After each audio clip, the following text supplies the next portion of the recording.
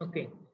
Good afternoon to all of you. So the topic today is change of variables.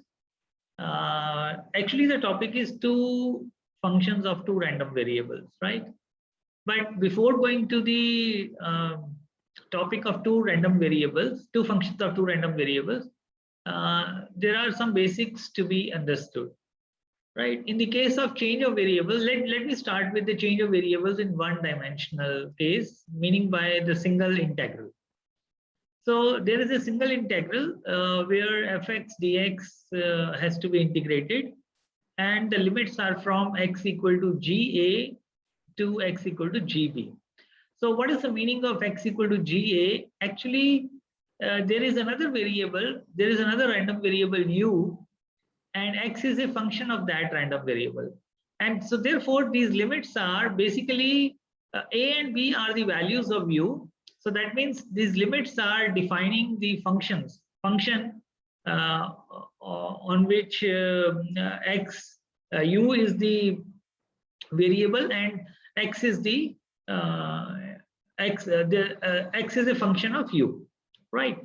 So the point that we have to understand is that we have to do the change of variable. That means x variable has to, we have to convert, we have to do this integration using the u variable rather than the x variable. So how to do that? So once we have to change the function here, and the limits also need to be changed, right? So that means what is x? X is a function of u. So we can directly use f of g of u, right, in place of x, and in place of dx we will put du. So limits of u will be from u equal to a to u equal to b, because it is a function of u. X is a function of u, and we have taken for the values of u to be a and b. But there is another factor which needs to be introduced here, which is the scaling factor, j prime u, and this factor is basically the derivative of the g function, correct? So this is how this the left hand side is the integration of fx. X is a function of u, and how change of single variable will take place. This is the method. All right. So this is the case for single variable.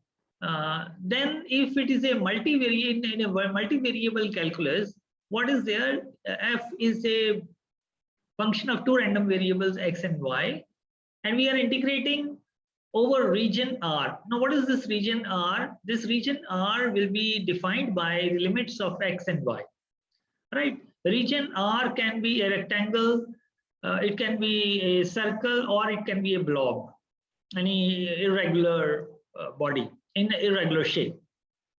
So when we are integrating fxy dx dy over the limits of x and y, but we want to do x and y are functions of u and v.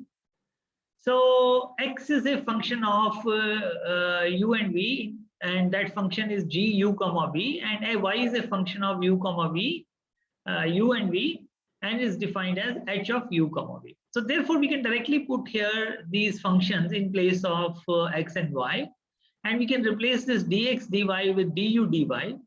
But there is another factor, as was the case of single variable. Here in multi-variable case, there will be another factor that will come here, which is the Jacobian. All right. And of course, the limits, left hand side double integral limits are basically for x and y, and right hand side double integrals will be for u and v. So that we have to see the limits will be different. It is important, to understand to obtain the limits for u and v. And what is a Jacobian? Jacobian of u comma v is basically given by curl of x divided by curl of u, curl of x curl by curl of v, curl of y divided by curl of u, and curl of y divided by curl of v. And take the determinant of these partial derivatives. And this is known as the Jacobian. And this Jacobian has to be put here as a scaling factor, and then we can do the double integral. So this much calculus we have to take as it is, right? And then we have to further solve the questions. So this is the same thing as I have explained just now. The Jacobian of the transformation T and the for example, X is a function of U and V and Y is a function of U and V, right? What is the Jacobian? Jacobian is defined as curl of X comma Y, curl of the joint for the joint functions. And this is defined as the determinant of curl of X by curl of U, curl of X by curl of V, curl of Y by curl of U, curl of Y by curl of V. And you know how to calculate the determinant, do the cross multiplication and subtract the terms. So you will get the Jacobian of this transformation.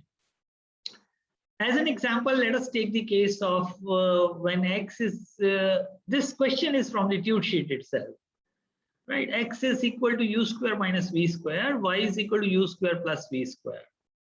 So we have to determine the Jacobian of this transformation, right? How to determine it? Curl of X, curl of U. So you need to do the partial derivative of X and Y with respect to U and V. So once you do that, you will be able to find out the determinant and which is called as the Jacobian, and that Jacobian you can find out to be 8uv. All right, so this is how the Jacobian needs to be determined.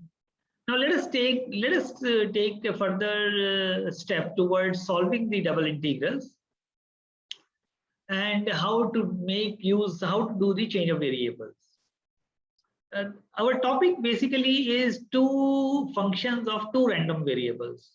So we have two functions which are further functions of two random variables, right? That's why I'm trying to introduce the multivariable calculus here, just so that you can really understand the topic.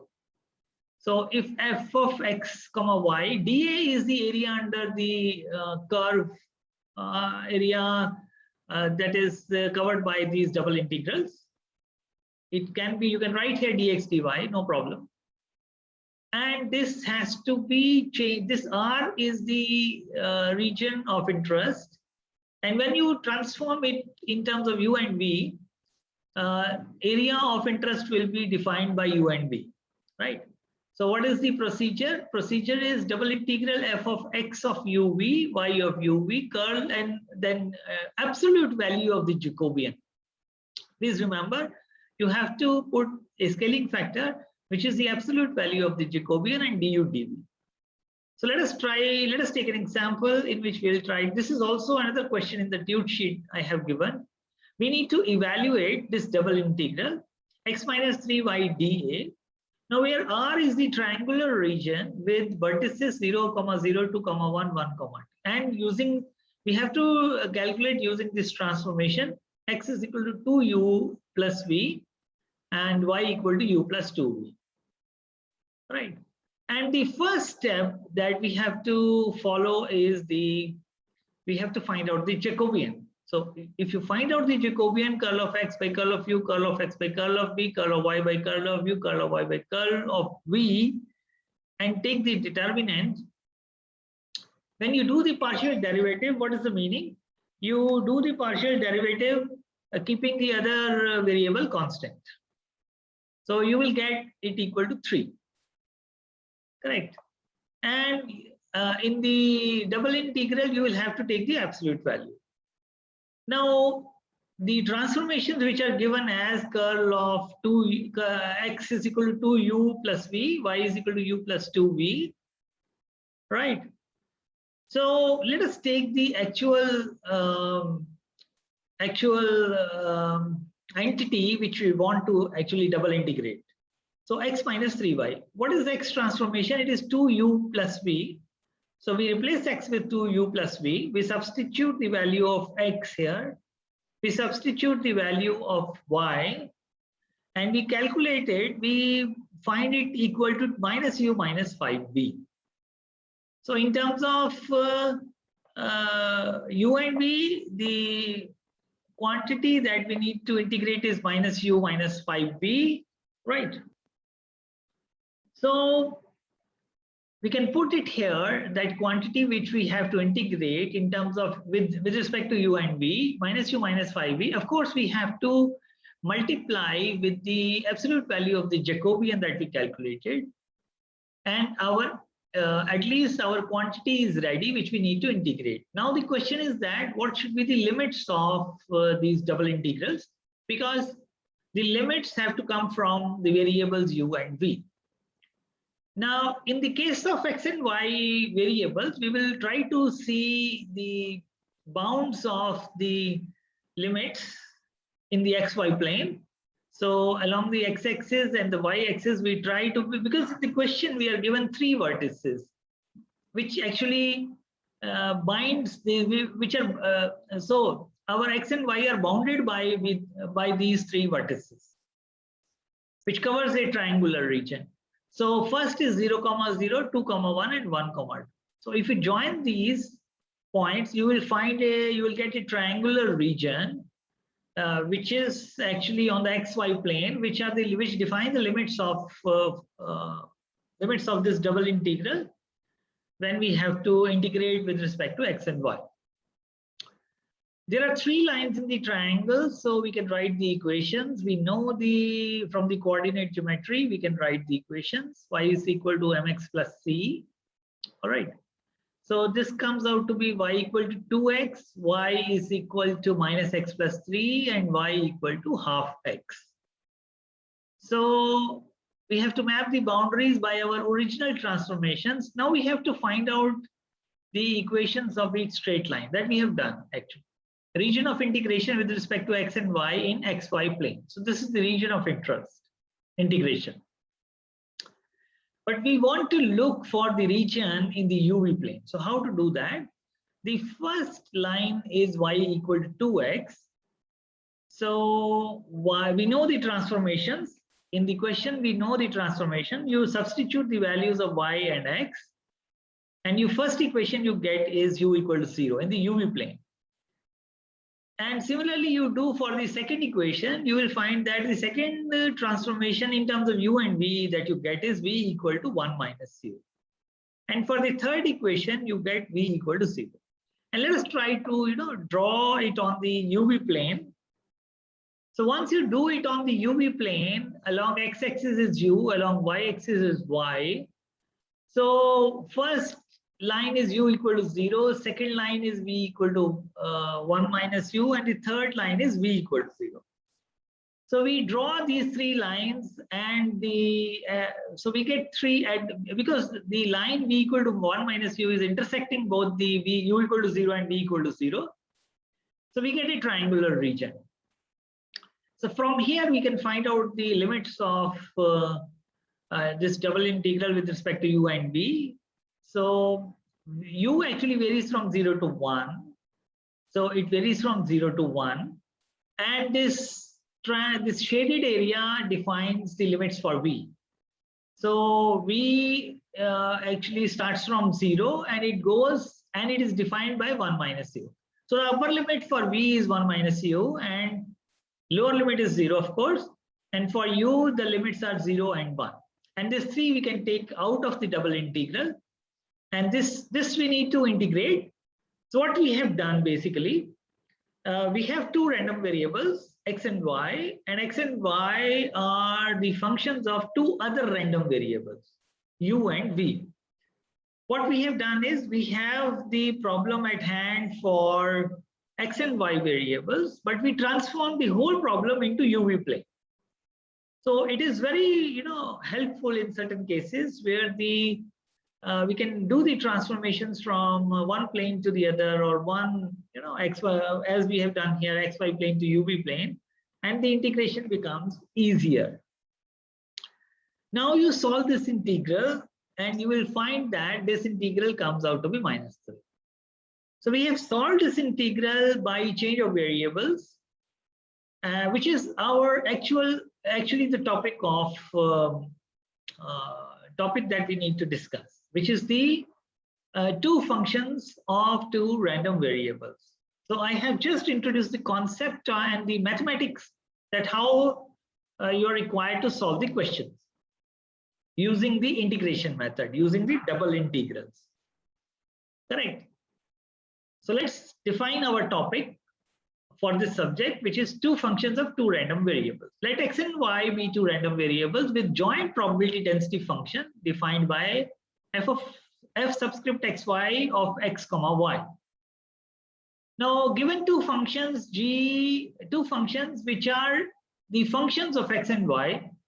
So a little bit change I have made from the previous slides.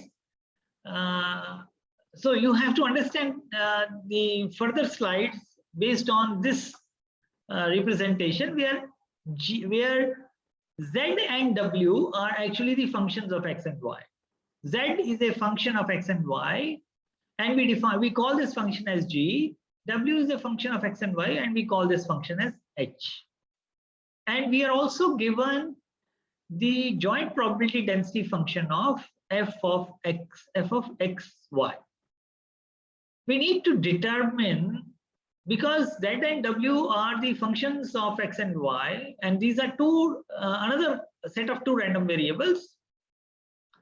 We are given with what? We are given with these functions, and we are given with the joint probability density function of x and y. But we need to determine the joint probability density function of z and w. That's the problem at hand, actually. Now, and we also need to determine the marginal PDFs of z and w. That once we know the joint probability density function, we can easily find out the marginal probability density functions by integrating. Suppose you are finding the marginal PDF of z with respect to z, you need to integrate the joint probability density function for the other variable. You integrate this with respect to w, you will get fz. You integrate the joint probability density function with respect to z, you will get f of w. So that's not a problem. Finding the marginal PDFs is not a problem. So what is the problem at hand? The problem at hand is to find out the joint probability density function f subscript zw of z comma w. Subscript are the capital letters. This is how we define the normally define the probability density function, joint probability density function of two random variables. And how can we define it? This is defined as the probability z is less than or equal to small z. What is the meaning? This random variable z can take values. This small z actually represents the values of z that it can take, but it has to be less than or equal to small z. So if we are trying to find out the probability density function with values z comma w, small z comma w, it has to be equal to the probability z less than or equal to z and w less than or equal to small w. Capital Z and W are the random variables, and these are the values that it takes. We know that what is Z? Z is g of x comma y. We can transform this probability in terms of x and y by using these functions. Probability g of x comma y is less than or equal to z. H of x comma y is less than or equal to w. And if we want to, let us say, if we want to find out the probability of these random variables x comma y belonging to a certain region defined by z and w variables, we call it d subscript zw. This can be found out by integrating double integral fxy xy dx dy, and this region belongs to x and y will belong to this region of dzw, where d of zw is a region in xy plane, so that xy is less than, so that g of xy is less than or equal to z and hxy is less than or equal to w. So what is this d subscript zw? This is the region in the xy plane, so that g, pardon me for this not very bold writing here, in xy plane, so that g of x comma y is less than or equal to z and h of x comma y is less than or equal to w. Right, where these two inequalities are satisfied, this integration will be done over that region. Correct? Then, so this is actually the first method of finding the joint density with respect to ZW if we are given two random variables x and y, and z and w are the functions of those random variables. We are available with the joint density of the x and y also. This is first method of that we have already done actually. But there is a second method which you can use to simplify your problem. Now, what is that method? That approach number 2. I will explain that method for the two functions of two random variables also, but I will start with one function of one random variable, and we will then generalize the concept. If y is a random variable, which is a function of random variable x, so y is a random variable which is a function of x. Now this function g, we can apply this approach number 2 only with the condition that this g function is a continuous and differentiable function. Otherwise we cannot apply this. We have to apply the double integral method. And I'm trying to explain you, the approach number 2 for a single variable case. So we want to find out the probability density function of y. This will be given by sigma I going from 1 to n of this f of this probability density function of x for various values of x which are defined by I, which are indexed by I, which is given. This probability density function of x is given, but we need to find out the probability density function of y, which is a function of x.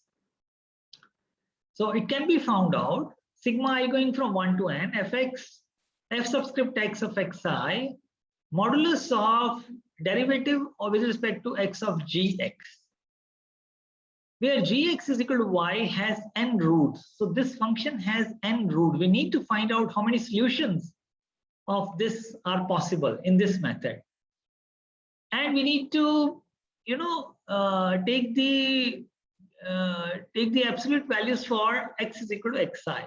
So it has n roots, x1 to xn. So that means this n will define the number of roots of this equation with which the random variable y is related to x. So this is the case for one function of one random variable. So let's extend this approach to two functions of two random variables. So in our case, I'm taking the example of z and w, two functions, which are two random variables, which are functions of another set of random variables x and y. Z is equal to g of x comma y, w is equal to h x comma y. And we need to find out the joint probability density function of fzw. So what is the method? The method is sigma, just extend this method, sigma I going from 1 to n of this joint probability density function, which is given, divided by modulus of the Jacobian of xi yi, where xi and yi are the n solutions of the system gx comma y equal to z, hx comma y equal to w. So that's the system. So it has got n solutions, and we sigma it over I going from 1 to n. So that means we will have to find out n Jacobians for various, for x1, y1, x2, y2, and so on. So you need to take the absolute value, you need to take the determinant over x equal to xi and y equal to yi. So you will have to basically find out n Jacobians to solve for this. So let us now, so j, xi, yi are the n Jacobians of the transformation gxy and hxy. Let's take an example here. Let's look at the problem of two functions of two random variables. So what is given? Given is z and w as the two random variables, which are functions of x comma y, and these functions are g and h. This is given. Joint probability density function of xy is also given. What we need to do, we need to find out the joint probability density function of zw. And also, once we find the joint probability density function of z and w, then we can find out the marginal probability density function of Z and W individually, right? So as an example, I am taking X and Y be independent random variables with Gaussian distribution.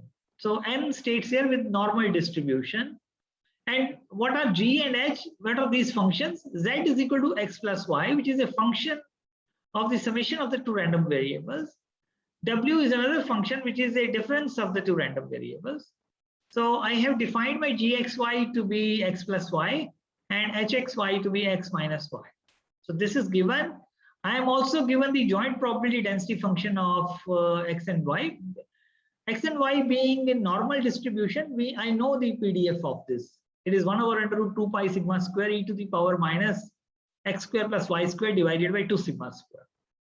I need to determine the joint probability density function of ZW. So this is the problem we need to solve using the approach number 2.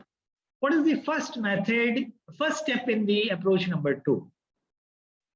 The first step in approach number 2 is to find the roots of this system. So what are the equations given? G of xy is x plus y equal to z. H of x minus y equal to 2. This is a linear system. Had I been in your offline class, I should have asked you how many solutions a linear system will have. So anybody can say anything, but the point is that a linear system can have at the most 3 solutions, right? One solution is that it has no solution. That is in the case of when the two lines are parallel lines. Or it will have infinite solutions when we are talking about the same line only. And there is a third, which is a unique solution, which is not the case for parallel lines or same line. A system of linear equations usually has a single solution, but sometimes it can have no solution or infinite solution. The system in equation 1 has one solution. So we know that it has got one solution. The point is that how can we say that this has got one solution? Once you try to form a matrix of these linear equations, you can find out that the matrix is full rank here. Because what is a full rank matrix? When you try to reduce the matrix to its lowest form, that means the echelon form, all the rows are non-zero in echelon form. Therefore, all the rows are non-zero. Therefore, it has got only one solution. And that solution is given by, you find out x from here, it is z minus w by 2, right? And z plus w by 2. So this is the solution it will have, right? Okay. How you will find the solution?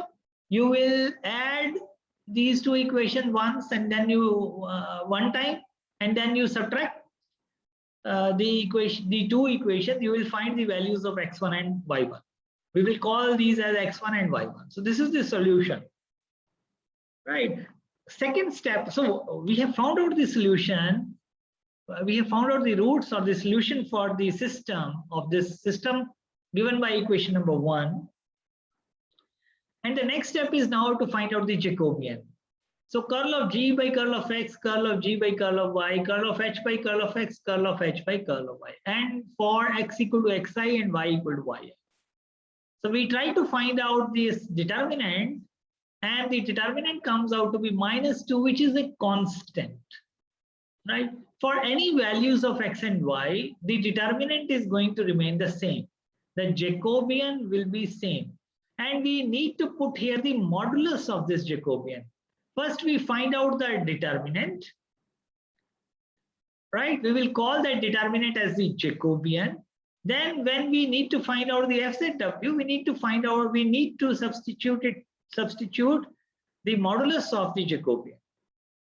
So in that case, this is the probability density function of Xi, and we have this Jacobian. Jacobian is 2 once we take the modulus. So I can extract 1 by 2 out here, and fxy, I need to replace this xi, yi I have the solution, and the solution is z in terms of z and w, z plus w by 2 and z minus w by 2.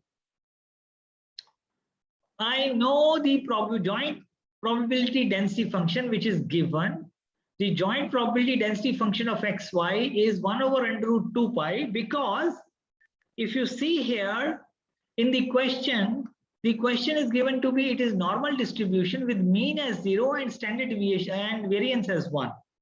So therefore, I will use the Gaussian formula 1 over under root 2 pi sigma square. Since variance is 1, I will have 1 over under root 2 pi. And since x and y are independent, I can have the individual Gaussian distributions also. Minus x square over 2. Here it should have been sigma square, but in this case, sigma square is 1. So this is the probability density function of the random variable x. This is the probability density function of random variable y. So I can use the exponential calculus to find out, to equate it equal to 1 over 2 pi to the minus 1 by 2 x square plus y square. Now I need to substitute the values of x and y in terms of z and w, because I know the solution. So once I try to substitute the values here, I will, so that is my joint probability density function. And it is given by 1 over 2 pi. From where 1 over 2 pi has come? 1 over 2 pi has come from the joint probability density function of xy. And if you see this formula for the joint density function of z and w, it is half of the joint density function of x and y. Okay, so all right. So here it is the joint probability density function in terms of z and w, and we substitute the values of x and y here. So this is my answer. This is my answer for the joint probability density function of z and w, which are functions of two other set of random variables x and y. So this is approach number 2, where you need to find out the Jacobian, and here you are not required to go for the double integral. So you can use, but the caveat here is that you will have the functions g and h should be differentiable and continuous, of course. So I can represent the xy distribution. This is x and this is x, y, z. So it is a Gaussian distribution. Just I was trying to explain this distribution. What we have got 1 over 2 pi e to the power minus 1 by 2 x square plus y square. All right. So when you solve equation number 9, you solve it further, right? The result will also be Gaussian. That is very important. So result will also be Gaussian. That means the linear transformation. So there was a linear transformation between z, w, and x and y. So whenever there is a linear transformation, the actual distribution of the random variables does not change. Therefore, linear transformation does not change the nature of the Gaussian distribution. Earlier also in terms of x and y, it was Gaussian, and it will remain Gaussian in terms of z and w, because the transformation is a linear transformation. Had it been a quadratic transformation or some other transformation, you might have obtained a different distribution. So this is also one of the questions in your tutorial sheet. This question. Okay. Now there's one more question given in tutorial sheet. In the tutorial sheet, if you will see, you will find that instead of z and w, I'm using r and theta, but the problem remains the same. Right. So x and y are two zero mean independent Gaussian random variables with variance as sigma square. In this question, the variance is not 1. Here it is given to be sigma square, and we need to find out the joint probability density function of z and w. Given is joint probability density function in terms of x and y because it is given to be Gaussian. So I can write the joint probability density function to be like this. This is also given. Z is given to be under root of x square plus y square. I did not mention actually in the question, but it is given. So my z is g of x comma y. It is given to be under root of x square plus y square. So that means it is clearly not a linear transformation. The other function h of x comma y is equal to tangent inverse of y by x, and w varies, mod of w is less than or equal to pi by 2. So this is my question. These are two functions given, gx and h. I am provided with the probability density function of x and y, I need to find out the probability density function in terms of z and w using the approach number 2. So the first step, of course, is I need to look at how many solutions these functions have.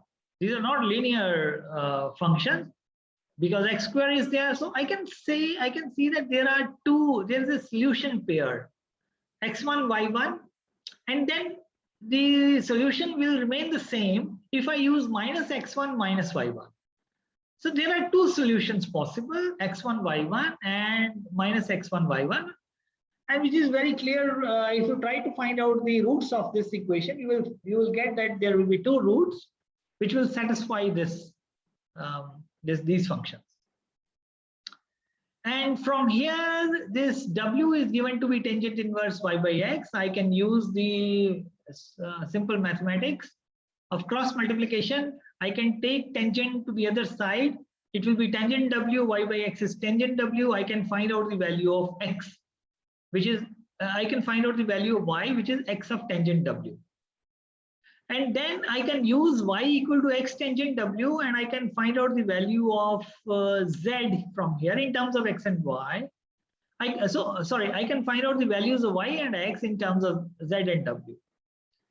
So z is, if I solve it, 1 plus tangent square w under root x I can take out. It is x secant w. And I can say that x is equal to z cos. So I have the values of y and x both. Right. So x and y are the solutions. So two solutions are there. One is x1 is z cos w, y1 is z sin w. The other solution is for the negative sign. x2 is equal to minus z cos w, y2 equal to minus z sin w. So I'm available. So I have been able to find out the solutions of these functions. Now I need to find out the Jacobian. Two Jacobians I have to find out, but in both the cases, the Jacobian will come out to be the same. You do the partial derivatives, you will find that the Jacobian comes out to be z. And since I have to take the modulus of the Jacobian, so it is z1. All right. Now I will use the final formula to find out the solution. My final formula, which formula I have to use? If you remember, I need to use this formula. Sigma I going from 1 to 2 because there are two solutions. I will use for x1, y1 and x2, y2 the same formula. That's what I am doing it here. So this is the, f of xy, x1, y1, f of xy, x2, y2. And this z is the Jacobian. So this is given. What is this f of xy, x1, y1? I know that this is this Gaussian distribution. All right. So I can find out, I can solve this in terms of, I will write the formula for xy and I can put the values of x and y and try to solve it. I will find that because under root of x square plus y square is that. I can clearly see that, and it is very easy that to find out the joint probability density function, and that will come out to be z over pi sigma square e minus z square over 2. And z will vary from 0 to infinity, w will vary from mod of w will vary, it will lie within the range of minus pi by 2 to pi by 2. And then if I, because this is the joint probability density function, if I try to find out the marginal probability density function from the joint probability density function, let's say I want to find out for z, I need to integrate over w. If I need to find out for w, I need to integrate with respect to z. W limits I know, minus pi by 2 to pi by 2, which is given. Z limits is from 0 to infinity. So you try to solve these integrals, you will see that this is equal to this and this is equal to this. This is not important here, what is Rayleigh distribution, and because this Rayleigh distribution, this distribution actually represents the Rayleigh distribution, which is one type of distribution that exists in the literature, which is very much used in the modeling of the wireless communication systems. But we need not to go into the details. Had it, if I have not written this, had I not written this Rayleigh distribution, it would have served the same purpose. So this is actually Rayleigh distribution, and this is uniform distribution. So this is how we can apply the methods, approach 1 and approach 2, and I have also explained the procedures to how to do the change of variables and what is a Jacobian and how to make use of the Jacobian to do the change of variables, and to use the approach number 2, where you do not need to double integrate, rather you can straightway use the sigma formula, but the caveat there is that for two functions have to be continuous and differentiable. So these are the 4 questions in the tute sheet. There are 2 more questions in the tute sheet which are easy, which are based on the previous syllabus. So you will be able to solve it. If any questions are there, then you please ask. Otherwise, I will end this lecture. If any questions are there, then please go ahead with the question. And please submit your tute sheets with the same procedure. All right. We didn't have a class last week, right? So a lot of students haven't submitted tute number 5. No problem. So tute number 5 actually, as I told you in the morning class, will not come in the syllabus. So even if you have not submitted, so that will not do any harm. But you are required to submit tute sheet number 6. Okay. And we have Jacobian in the syllabus, and the next topic, functions of random variables, is it included? Please say it again. I am not able to hear correctly. Can you say it again, please? You said in the morning that Jacobian is in the syllabus, right? Yes, this is in the syllabus. Immediately next topic about functions of random variables. This is what is there in the syllabus is the first full chapter for your first evaluation that will happen in 8.3. First full chapter. And this topic is actually from the first chapter only. Okay, sir. Right. Earlier we thought we will not do for 2 functions of 2 random variables. But then we decided, all the teachers, that let us go for this topic also for this syllabus for the first evaluation. Right. The second material related to tute sheet number 5, which includes the random processes and the Poisson distribution, that will not be part of the syllabus. But rest of the things will be. Tomorrow I will be on leave. Gurleen, please inform to the class also. And Thursday class, you can come up with your doubts. I will try to revise this syllabus. See, this is a kind of little mathematical course, but please believe me, this is a very important subject, even if you are taking the computer stream or the electronics stream. So this is a chance for you to, study this topic well, which will help you in your further study. All right. Anyway, thank you so much for joining. Thank you. Thank you, sir. Thank you.